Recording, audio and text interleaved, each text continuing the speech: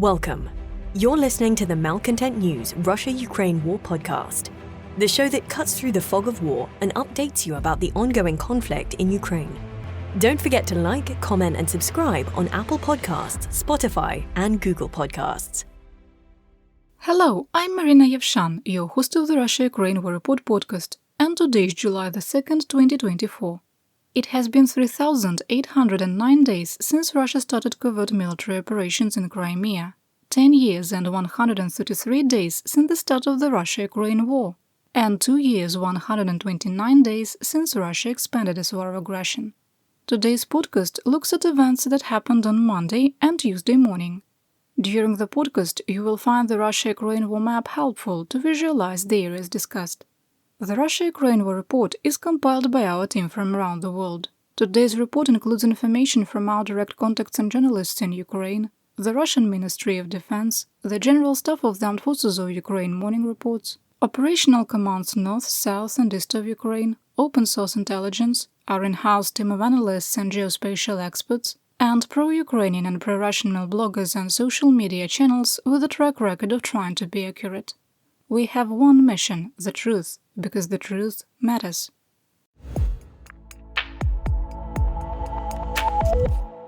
Here is my daily assessment. There aren't many changes from last week, so if you want to skip ahead, I don't mind.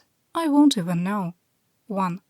Russian forces are experiencing an equipment shortage, particularly armored vehicles, which is impacting mobility and logistics, stunting the ability to take advantage of any breaches of Ukrainian defensive lines. 2. Russia will continue to make tactical gains during its current offensive, but the lack of strategy, low troop morale, poor quality battlefield medicine, and logistics issues make it unlikely there will be any new breakthroughs in 2024. 3. We maintain the world is caught in the mutually assured destruction instability paradox. 4. Russia is setting conditions to commit further acts of aggression in Europe. 5. Russia's sustained attacks on Ukraine's energy infrastructure, which has destroyed over 80% of its combined thermal and power plant capacity, is a continuation of Russian crimes against humanity that started in October 2022, as outlined in 2 arrest warrants issued by the International Criminal Court on March the 5th. 6. Russia's trampling of international humanitarian law has been accelerating since March the 22nd. We maintain that the willful ignoring of blatant Russian war crimes by international watchdogs is encouraging escalation. 7. Autocrat Putin is continuing the largest purge of the Russian Ministry of Defense led by the FSB since Joseph Stalin's 1936 to 1938 purge. This is the last day for this entry. 8.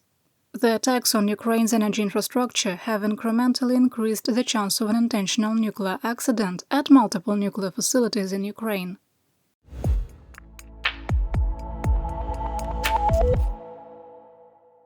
Over the last 24 hours, Russian attacks targeting civilians and civilian infrastructure killed 4 and wounded at least 40. In Dnipro, searchers announced they had recovered a body in the debris of an apartment building hit by a Russian missile on Friday. 1 person is still missing. The VKS, that's the Russian Aerospace Forces, bombed Pivdenne in the Kharkiv Oblast, destroying a warehouse building and wounding 4 civilians.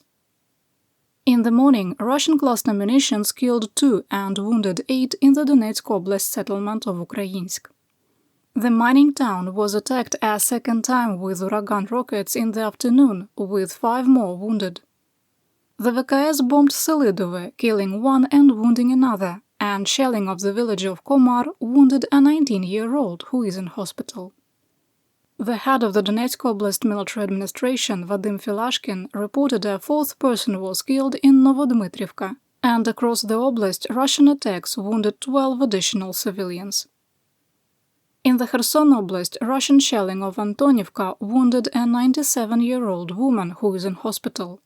97. She survived the Holodomor. She survived the Nazi occupation. She survived Stalin and Russification.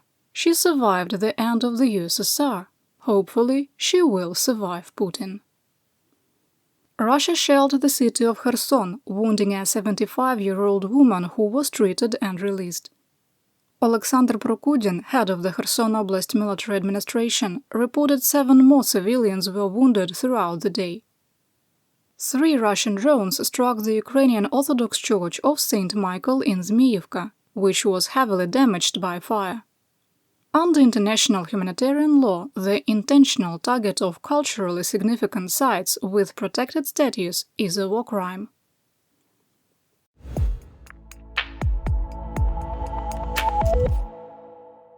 Here is today's action report summary. On Sunday, Russia carried out 142 assaults, and through Monday evening, 161 attacks have been recorded. It is almost certain that when the final tally for Monday is released, a new all-time daily record will be set. As of June the 30th, the 7-day moving average for daily attacks was 150.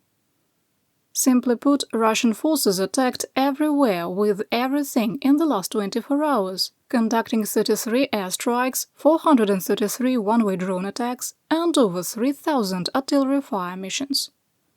Despite the record-setting operational tempo, no new Russian advances were recorded. Today's analysis takes us to the unfriendly skies of Russia. Russia's S-7 Airlines announced it was forced to decommission its entire fleet of Airbus A320neo airliners due to a lack of parts to maintain and service their Pratt & Whitney turbofan engines. In 2022, RU Aviation and several Russian airlines warned that unless sanctions were lifted or a different solution was found, Russia's civil aviation industry would start to collapse by the beginning of 2025. How did we get here? When the first round of sanctions was implemented against Russia in March 2022, the Kremlin ordered its airlines to stop making lease payments on commercial aircraft, refusing to continue payments using euros and US dollars. At the time, 85% of foreign-made commercial aircraft flying for Russian airlines were leased through Western companies. Russia essentially stole 305 Airbus, 322 Boeing, and 83 regional jet aircraft made by Bombardier, Embraer, and others. Among all civil turbofan-powered narrow-body and wide-body airlines based in Russia, only 144 planes were domestically produced, and many of those are outdated or reliant on Western parts. S-7 is Russia's second-largest domestic airline behind Aeroflot. In 2022, the last year Russia published data, it carried 15,700,000 passengers. In February 2022, the company operated 115 aircraft, mostly made by Airbus. S-7 also operated 17 Boeing 737-800 narrow-body medium-haul airliners, 2 737 MAX 8, 2 737 cargo aircraft, and 17 E-170 turbofan-powered Embraer regional jets, capable of carrying up to 72 passengers. In September 2022, the company agreed to return the 2 737 MAX 8 aircraft to their leaseholder. In October 2023, the airline was forced to ground 13 jets made by Airbus due to a lack of parts for the Pratt & Whitney engines, reducing its fleet to 101 airframes. Today, S-7 was forced to ground 31 A320neos, reducing its operational fleet to 70, a 39% drop. In June 2022, autocrat Vladimir Putin ordered Russia's aviation industry to build 1,036 new commercial airliners, using only Russian parts and materials by 2030. The Sukhoi SSJ-100, Yakovlev MC-21, Ilyushin Il-114-300 and Il-96-400M, Tupolev Tu-14, TVRS-44 Ladaga, and the Baikal LMS-901 would fulfill that vision. RU Aviation projected that 18 new airliners would be built from June to December 2022, 25 in 2023, and 69 in 2024, ramping to 1,036 total new airframes by 2030. In reality, 2 aircraft were built in all of 2022 and 2 more in 2023. In December 2023, Putin revised the plan, which is still wildly optimistic. 18 airliners in 2024, 25 in 2025, 69 in 2026, and a total of 994 new airframes by 2030. None of the new generation of Russian-built airliners have entered production. The MC-21 won't start assembly until 2026 and doesn't have a Russian-made engine yet. The Il-96-400M made its first test flight in November 2023, but has the same issue with the original design calling for United States-made Pratt & Whitney turbofans. Commercial production is supposed to start in 2025. The Tu-214 is essentially a reboot of the Tu-204. Production was supposed to start in 2022, but has been delayed to 2025. The start date for the turboprop Il-114-300 has been pushed to 2026, and the smaller TVRS-44 Ladaga has been pushed to 2027.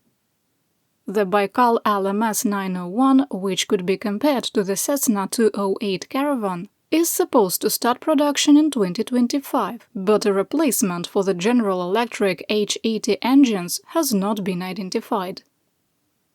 RU Aviation's options are becoming increasingly limited as sanctions get tighter. Railroads don't match the immediacy of air travel and air cargo. With Russia spanning 11 time zones, domestic air travel is vital to maintain the economy. The reality is, even without sanctions, Russia would be incapable of producing 994 new domestic airlines in the next 6 years. The harsh reality remains the same.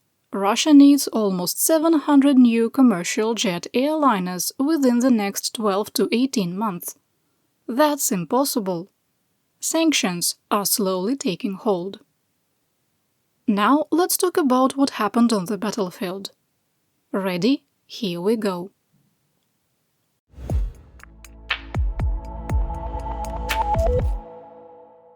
Starting in the Kharkiv Oblast, we begin in the Liptsev-Ovchansk area of operation, or AO, where Russia carried out 16 assaults.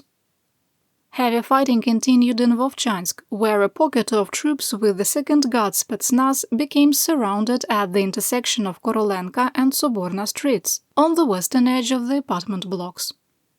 A Russian video showed a drone airdropping medical supplies to a soldier. We adjusted the map, but it is unclear where the line of conflict is, west and north of the apartment block.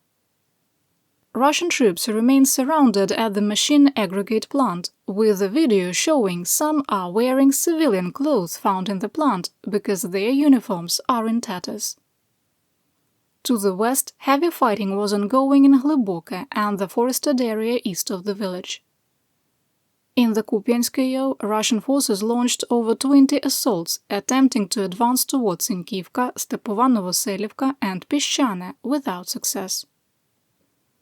In the Svatove AO of the Luhansk Oblast, Russian forces concentrated their efforts on the eastern edge of Stelmachivka, attempting to consolidate their gains. Based on improved intelligence, we adjusted the map, reducing the amount of area under Russian control. In the Crimea AO, Russia carried out at least 17 attacks, attempting to advance in the direction of Grekivka, Makiyivka, Nevske and Turske, with no success. South of the village of Kuzmine, a drone video showing Chechen troops shelling the positions of the Ukrainian 12th Special Operations Azov Brigade revealed that additional advances were made in the Serebryanka forest. The map was adjusted. In the Siversk AO of the Luhansk Oblast, Russia made a new attempt to advance on Bilogorivka from the east and southeast, suffered losses near the choke mine Tarakan, and retreated to more secure positions.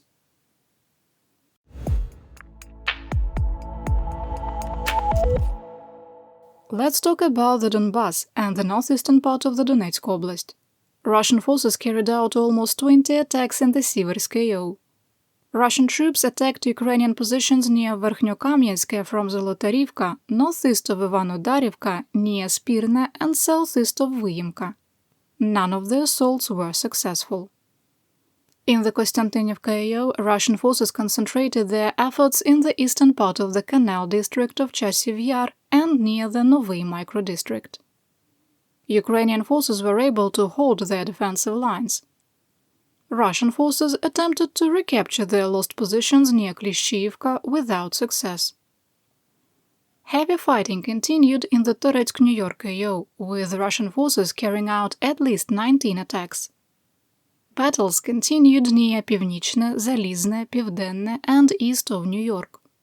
The situation is extremely difficult, but Ukrainian forces continue to hold their defensive lines.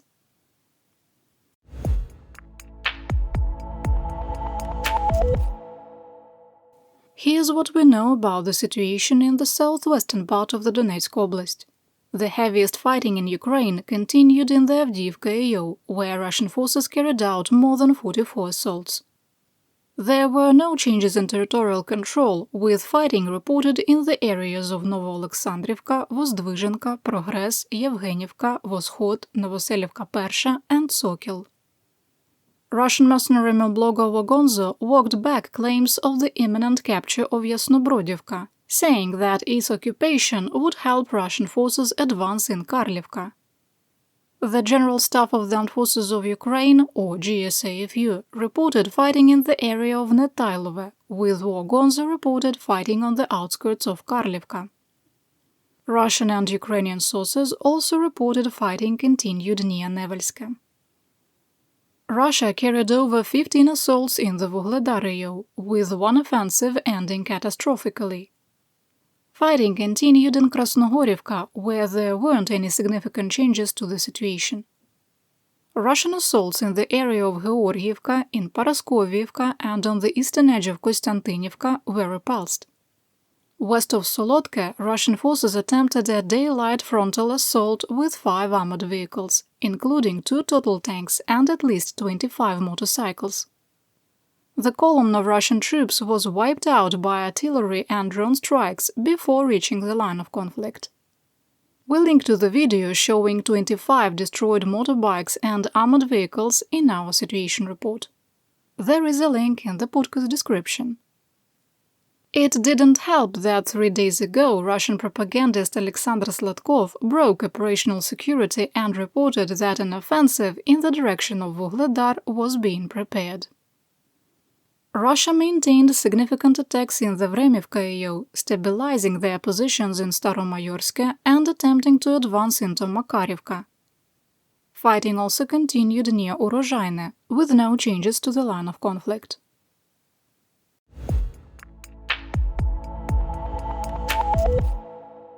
There were more missile strikes on occupied Crimea. Southeast of occupied Sevastopol, a Ukrainian missile landed near a Russian air defense battery, sparking a large explosion seen across Sevastopol. A different video suggests that the area was hit twice, and there were possible secondary explosions. Almost 20 hours after the attack, the site was still visibly burning. Turkey, Bulgaria and Romania started their joint naval exercise to demine the western and central Black Sea. A joint agreement outside of the NATO alliance was signed on January the 11th. The Turkish Navy has the initiative, and despite the involvement of the 3 NATO nations, nuclear war didn't break out. No-fly zone? Western Ukraine? Just shoot down Russian missiles and drones? You're listening to the Malcontent News Russia-Ukraine War podcast. Our team of journalists, researchers and analysts is funded by readers, listeners and viewers just like you. To support independent journalism, please consider becoming a patron. You can find us on patreon.com/malcontentnews.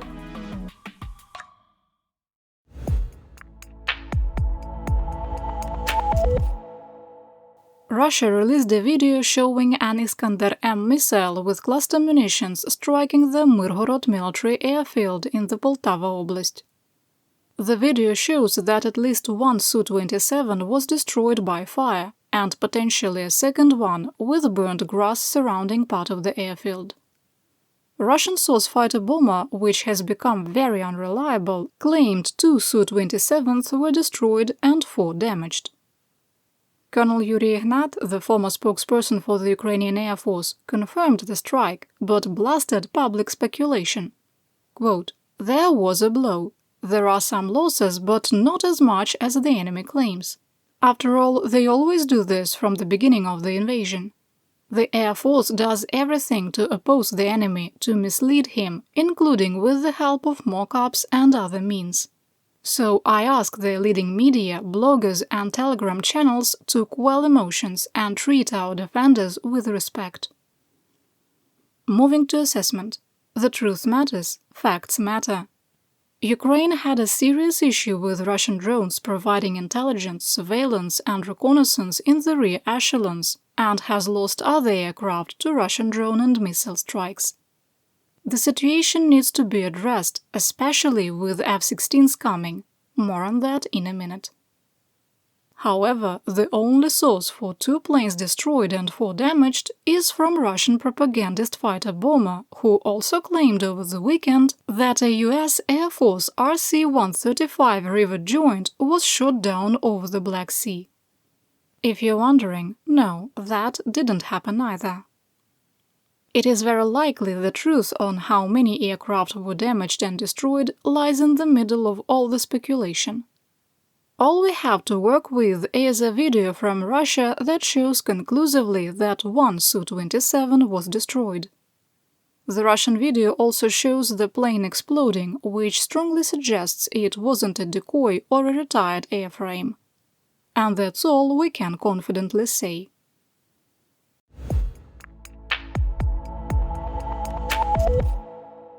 Here's what we know about events on the Russian front. A Ukrainian drone strike knocked out power to hundreds of thousands in Belgorod, Kursk and Voronezh regions.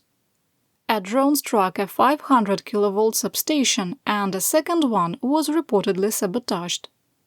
The Roseti Center reported, quote, "Due to a technological disruption caused by an external impact on a power facility, temporary interruptions in electricity supply to consumers are observed in a number of areas of the Belgorod region, as well as in Belgorod."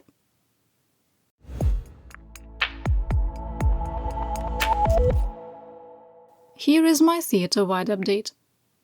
Not quite to the level of errors and omissions, but a humorous error made it into the C-trap yesterday.